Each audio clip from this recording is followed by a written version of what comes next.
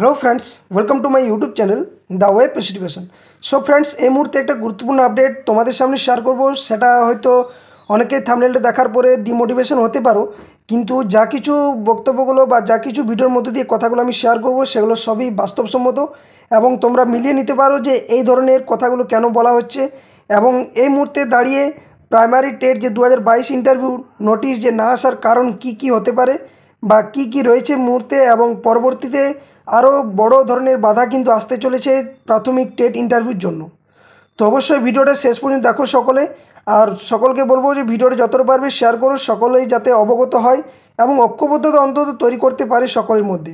কারণ এই একতার অভাবের জন্য কিন্তু 2022 টেট ইন্টারভিউ নোটিশ না আসার একটা মূল কারণও হতে পারে। আর সবার আগে যে কোনো ধরনের নিউজ আপডেট, কেস আপডেট বা চাকরি সংক্রান্ত যে কোনো আপডেট পাওয়ার জন্য অবশ্যই চ্যানেলটি সাবস্ক্রাইব করে পাশে থাকো। সমস্ত আপডেট একদম অথেন্টিকভাবে শেয়ার করা হয়।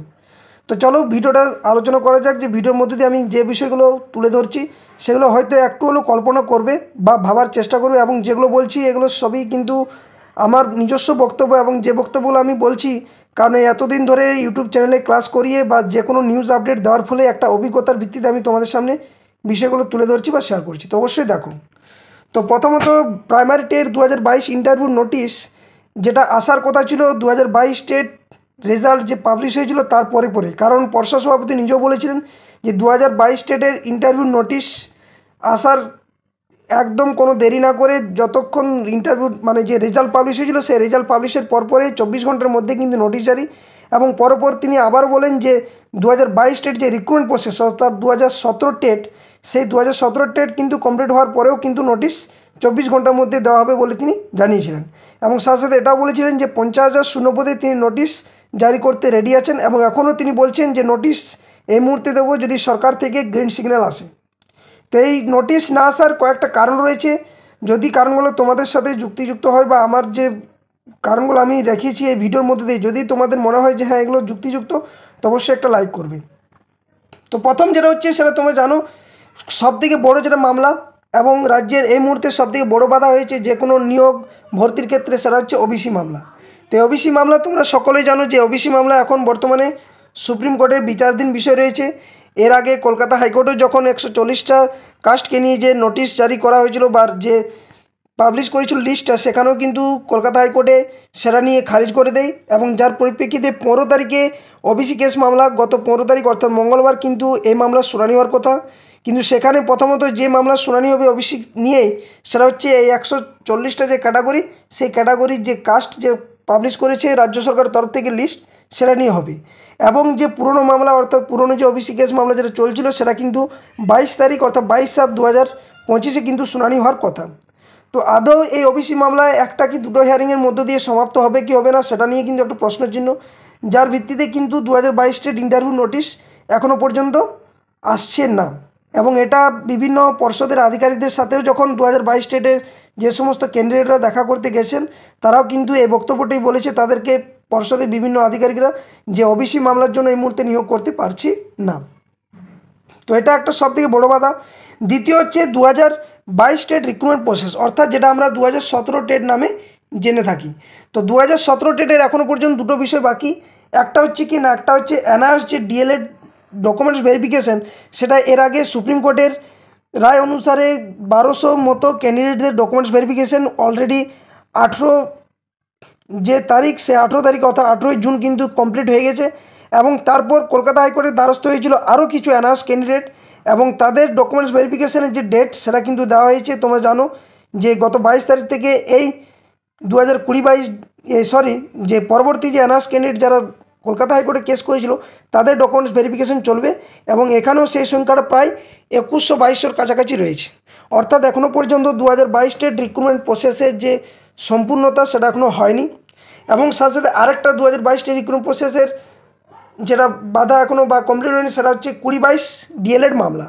অর্থাৎ 2022 ডিএলএড মামলা কিন্তু তোমরা জানো যে সোমবার কিন্তু উঠতে চলেছে আবারও 2022 ডিএলএড মামলা, এবং এই মামলাতে কী হতে চলেছে এখনও পর্যন্ত কেউ জানেনি, কারণ এই মামলা দীর্ঘদিন ধরে চলছে এবং শুধুমাত্র তারিখ পে তারিখে চলছে। গত জানুয়ারি ফেব্রুয়ারি মাসে মনে হয় লাস্ট এই মামলা নিয়ে দীর্ঘক্ষণ শুনানি হয়েছিল, তারপর কিন্তু শুনানি হয়নি। 9 তারিখে শুনানি হওয়ার কথা ছিল, সেটা হয়নি, ডেট চেঞ্জ করে হয়েছে 14 তারিখ, অর্থাৎ 14ই জুলাই কিন্তু এই মামলার শুনানি হতে চলেছে কলকাতা হাইকোর্টের ডিভিশন বেঞ্চে। তো এই হচ্ছে মূল দুটো কারণ। তার সাথে সাথে সেটা হচ্ছে আরও একটা সবথেকে বড়ো বাধা প্রাইমারি টেট 2022 ইন্টারভিউ নোটিশ না আসার, সেটা হচ্ছে 22 টেট প্রশ্নভুল মামলা। যদিও এই প্রশ্নভুল মামলা আমি বলবো যে এটা বাধা নয়, কিন্তু এই মুহূর্তে রেখেছি কারণ সরকারের যে একটা সদিচ্ছা সেটা নেই বলে এটা একটা বড় বাধা হয়ে দাঁড়িয়েছে। এবং যেখানে প্রশ্নভুল মামলার পরবর্তী শুনানি যে 22 দিন এখনও সময় দেওয়া হয়েছে, অর্থাৎ 3 সপ্তাহ সময় দেওয়া হয়েছে, সেখানে পর্ষদকে, যেখানে নতুন করে আরও এক্সপার্ট কমিটি গঠন করা হয়েছে, যাদবপুর ইউনিভার্সিটি রয়েছে, যেখানে পর্ষদ রয়েছে 3টা ইউনিভার্সিটি, এবং সাথে সাথে পর্ষদের ভিত্তিতে কিন্তু এই যে ইংরেজি এবং ম্যাথামেটিক্স যে প্যাডাগজিক্যাল পার্টের যে প্রশ্নভুল সেটা নিয়েও কিন্তু এখনও মামলা চলছে। 4 নম্বর সবথেকে বড় বাধা, এবং এটা যদি তৈরি হয়ে যায় এই বাধাটা, তাহলে কিন্তু নোটিশের স্বপ্ন কিন্তু অনেকেরই দেখাটা একটা সেই দিনের বেলা স্বপ্ন দেখার মতো হবে। সেটা হচ্ছে 32,000 যে চাকরি বাতিল মামলা, 32,000 যে চাকরি বাতিল মামলা, সেটা তোমরা জানো যে কলকাতা হাইকোর্টের ডিভিশন বেঞ্চে শুনানি চলছে, যেখানে তপব্রত চক্রবর্তী এবং বিচারপতি ঋতব্রত কুমার মিত্রের বেঞ্চে কিন্তু এই মামলার শুনানি চলছে। এবং প্রত্যেক দিন দীর্ঘক্ষণ ধরে শুনানি একটার পর একটা চলছে, যেখানে ওই মার্কশিটের ব্যাপারে বা ভ্যাকেন্সির ব্যাপারে বা যে রিক্রুটমেন্ট প্রসেসের যে ডেট, সেই ডেট বাদ মানে শেষ হওয়ার পরেও কিন্তু আরও যে নিয়োগ করা হয়েছে, তো এই সমস্ত প্রক্রিয়াগুলোর ভিত্তিতে কিন্তু এখনও পর্যন্ত 32,000 যে চাকরি বাতিল মামলা সেটার কিন্তু এখনও কেস চলছে, যার ভিত্তিতে এখনও পর্যন্ত এই শুনানি দীর্ঘদিন ধরে চলবে। আর এই বাধা এই জন্যই বলছি কারণ তোমরা জানো যে 26,000 যে SLST চাকরি বাতিল হয়েছে, তার ভিত্তিতে নতুন যে নিয়োগ প্রক্রিয়া করা হয়েছে, সেখানে ভ্যাকেন্সির যে একটা প্রভাব সেটা দেখা গেছে। হয়তো এই ভ্যাকেন্সি অনেক আসতে পারতো SLSTর ক্ষেত্রে, সেখানে যে ভ্যাকেন্সি আছে সেটার পরিমাণটা খুবই কম, কারণ গত 1 দশক ধরে SLSTর নিয়োগ প্রক্রিয়া কোনোভাবে হয়নি। সেক্ষেত্রে এইভাবে যে 26,000-এর সাথে সাথে যে নতুন SLST একসাথে করছে সেখানে SLST, সেখানে শূন্যপদের সংখ্যাটা যে 44,000 মতো রয়েছে, সেই সংখ্যাটা খুবই নগণ্য। তো এই মুহূর্তে দাঁড়িয়ে এটাও একটা বড় বাধা হয়েছে। যদি 32,000 চাকরি বাতিলের কোনো একটা মানে রায় আসে এবং সেখানে যদি চাকরি বাতিল কিছু হয়, তাহলে কিন্তু সমস্যা তৈরি হতে আর বাকি থাকলো না, এটা একটা। নেক্সট তারপর হচ্ছে স্পেশাল এডুকেটর, অর্থাৎ স্পেশাল এডুকেটর সুপ্রিম কোর্টের যে রায় মোতাবেক বলা হয়েছে যে প্রত্যেকটি রাজ্যে যে প্রাইমারি স্কুল থেকে শুরু করে হাই স্কুল পর্যন্ত সমস্ত ক্যাটাগরিতেই কিন্তু স্পেশাল টিচার রিক্রুটমেন্ট করতে হবে, এবং যার নোটিশ কিছুদিন আগে অর্থাৎ গত 2-3 মাস আগে কিন্তু পর্ষদ থেকে একবার জারি করা হয়েছিল, প্রাইমারি পর্ষদ থেকে। এবং সেই ভিত্তিতে স্পেশাল টিচার যদি রিক্রুটমেন্ট এই মুহূর্তে করে, তাহলে ভোটের মাঝে কিন্তু আর কোনো রিক্রুটমেন্ট করতে চাইবে না, এবং এটা একটা রিক্রুটমেন্ট দেখাতে পারে পর্ষদের তরফ থেকে বা সরকারের তরফ থেকে। তো এটা একটা বড় বাধা। নেক্সট হচ্ছে SLST 26,000 চাকরি বাতিল মামলার প্রভাব, অর্থাৎ রাজ্য কোনোভাবেই চাইছে না এই মুহূর্তে যে SLST যে চাকরি বাতিল 26,000 রয়েছে, সেটার এখনও কিন্তু নতুন গ্যাজেট নিয়েও কেস চলছে, মামলা চলছে, এবং সুপ্রিম কোর্ট যদি খুলে যায় 15 তারিখের পর কিন্তু তারপর আরও এটা নিয়ে মামলা হবে। তো এক্ষেত্রে সরকার একটা বড় একটা সমস্যার মধ্য দিয়ে যাচ্ছে এই মুহূর্তে, যে শিক্ষক বিশেষ করে নিয়োগ প্রক্রিয়ার ক্ষেত্রে একটা বড় বাধা হয়ে দাঁড়িয়েছে এই 26,000 চাকরি বাতিল মামলাটাও। তো এখানে যেহেতু সরকার চাইছে যে এই যে এত বড় একটা নিয়োগ করতে যাচ্ছে সরকার সেকেন্ড SLST, তো সেখানে আর নতুন করে যে কোনো নিয়োগ করবে সেটাতেও কোনো একটা সদিচ্ছা দেখা যাচ্ছে না। নেক্সট তারপর হচ্ছে সরকারের সদিচ্ছার অভাব। এটা কেন বলা হচ্ছে, কারণ সরকার যদি চাইতো তাহলে এই যে উপরে এতগুলো বাধা বললাম, তার সেই বাধাগুলোকে উপেক্ষা করেও সরকার তথা পর্ষদ চাইলে পারতো এই নোটিশ জারি করতে। কিন্তু দীর্ঘ 3 বছর পার হওয়ার পরেও এখনও পর্যন্ত 2022 টেটে যে মুহূর্ত থেকে রেজাল্ট পাবলিশ হয়েছে বা সার্টিফিকেট বিতরণ করা হয়েছে, তারপর থেকে কিন্তু প্রায় 3 বছরের কাছাকাছি কিন্তু এখনও পর্যন্ত নোটিশ না আসার একটাই মূল কারণ, সেটা হচ্ছে সরকারের যে সদিচ্ছা সেটা কিন্তু নেই। আর এই সদিচ্ছার অভাবের জন্যই কিন্তু রাজ্যের সমস্ত নিয়োগ, শুধুমাত্র যে প্রাথমিকের নিয়োগ বা আপার প্রাইমারি নিয়োগ বা হাই স্কুলগুলোতে নিয়োগ বা ফুড এসআই বা ক্লার্কশিপে মিসলেনিয়াস, এই সমস্ত নিয়োগগুলো কিন্তু সদিচ্ছার অভাবের জন্য আটকে থাকছে, এবং দীর্ঘদিন ধরে এইগুলোর নিয়ে কেস চলছে, মামলা চলছে। এবং জানি না এক্ষেত্রে বেকারদের কথাগুলো ভাবছে কি ভাবছে না, কিন্তু এই সমস্যার একটা সবথেকে বড় সমস্যা দাঁড়িয়েছে, যেখানে সরকার ভাতা প্রকল্পের মধ্য দিয়ে যাচ্ছে, কিন্তু ডিএ মামলা থেকে শুরু করে সমস্ত দিকে সরকার কিন্তু কোনো সুপ্রিম কোর্ট থেকে শুরু করে হাইকোর্ট থেকে শুরু করে কারো কথাকেই মানে গ্রাহ্যগত না করে নিয়ে উপেক্ষা করে চলছে, এবং সেখানে একটা সদিচ্ছার অভাবও কিন্তু দেখা যাচ্ছে। তো 2022 টেটে এটা একটা সবথেকে বড় সমস্যা। এবং লাস্ট যেটা সমস্যা সেটা হচ্ছে 2022 টেট যে প্রার্থীরা, তাদের কিন্তু একতার একটা অভাব, অর্থাৎ হয়তো কলকাতা রাজপথে নামছে, কিন্তু সেখানে যে সংখ্যাটা নামা দরকার, যে দাবিতে নামছে 50,000 শূন্যপদে, সেখানে হয়তো 5,000ও সংখ্যাটা নামছে না রাজপথে। তো এখানে এই হেলদোলটা নেই বলে, বা একটা পেটের মধ্যে বা মনের মধ্যে একটা খিদে নেই, বা চাকরি পাওয়ার যে একটা আশা সেটা নেই বলেই কিন্তু এই মুহূর্তে 2022 ডেটদের এতদিন অপেক্ষা করতে হলো। কারণ 2017 ডেট যে হিসাবে পর্ষদের সামনে বসে পড়েছিল, 2022 ডেটে এখনও পর্যন্ত ঠিক একইভাবে বসার মতো যে একটা অভিজ্ঞতা সেটা কিন্তু হয়নি। তো এই বাধাগুলো কিন্তু বর্তমানে পরিস্থিতি রয়েছে।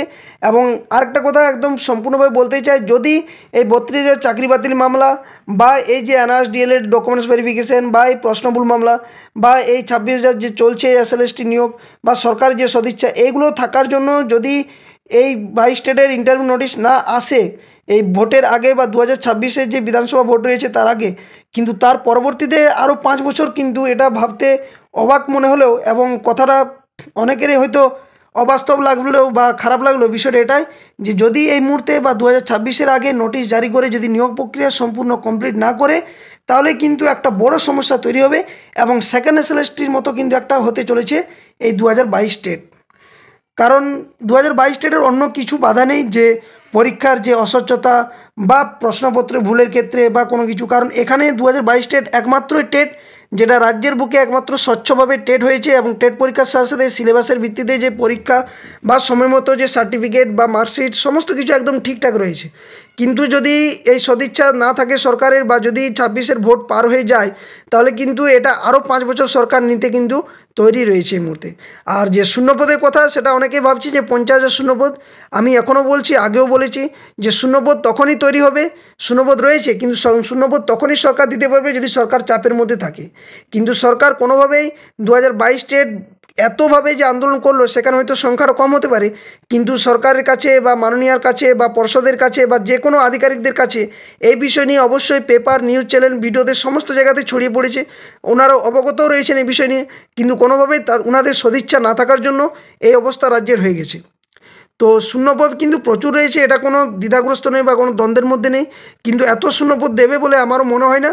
যেখানে হয়তো 50,000 শূন্যপদের দাবিটা চাওয়া হচ্ছে, কিন্তু সেখানে যে শূন্যপদের যে কথাটা, সেটা আসল সত্যটা এখনও পর্যন্ত সামনে আনতে পারছে না, বা এখনও পর্যন্ত স্বীকার করে যে এত শূন্যপদ দেবে বলে, এটাও কিন্তু আমার মনে হচ্ছে না। তো এই ছিল সমস্ত আপডেট। অনেকে হতাশাগ্রস্ত হচ্ছে, যদিও ভিডিওটি যদি ভালো লাগে এবং যদি আমার মতামতগুলো তোমাদের সাথে বা আপনাদের সাথে যদি যুক্ত হয়, তাহলে অবশ্যই কিন্তু জানাতে পারো কমেন্ট বক্সে। এবং যদি কিছু খারাপ লাগে তো অবশ্যই কমেন্ট করে জানাতে পারো। কিন্তু যে বিষয়টা বলছি একদম বাস্তব, এবং বাস্তবের মুখোমুখি কয়জন বা হতে পারে, এটা নিয়েও কিন্তু একটা বড় বিষয়। কারণ অনেকেই হয়তো যারা এক্সপিরিয়েন্স রয়েছে, তারা কিন্তু হয়তো ভাবতেই পারে না যে এই ধরনের একটা সমস্যা তৈরি হতে পারে, এবং এই সমস্যাগুলো একটার পর একটা আসছে, এবং রাজ্য সরকারের যে সদিচ্ছা, সেই সদিচ্ছার একটা বড় ধরনের একটা অভাব দেখা দিচ্ছে এই মুহূর্তে দাঁড়িয়ে। তো অবশ্যই ভিডিওটি এখানে শেষ করছি, ঠিক আছে? কিন্তু যদি ভিডিওগুলো ভালো লাগে থাকে, অবশ্যই ভিডিওটি লাইক শেয়ার করবে, এবং যদি নিজের মতামত কোনো থাকে অবশ্যই কমেন্ট বক্সে কমেন্ট করবে।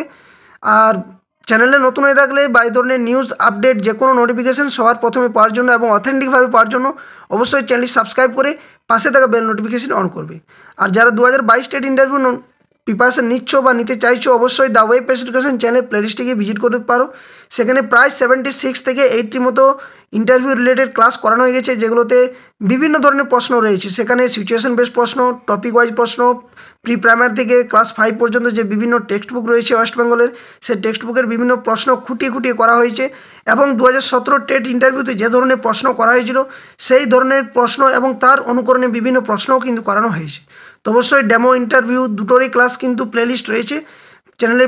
যে ভিডিও ডেসক্রিপশন বক্সে আমি official Telegram channel, official Facebook page এবং যে ক্লাসগুলো করিয়েছি তার লিঙ্ক অবশ্যই ডেসক্রিপশন বক্সে প্রোভাইড করে দেবো। অবশ্যই ভিজিট করে সেখান থেকে ক্লাসগুলো দেখবে এবং টেলিগ্রাম চ্যানেলে যুক্ত হয়ে থাকবে আর অফিসিয়াল ফেসবুক পেজে। তো আপডেটটা এখানেই শেষ করছি, ভিডিওটা এখানেই শেষ করছি। ভালো লাগলে অবশ্যই লাইক শেয়ার এবং চ্যানেল নতুন থাকলে সাবস্ক্রাইব করবে। সকলেই সুস্থ থাকো, ভালো থাকো, ধন্যবাদ, জয় হিন্দ।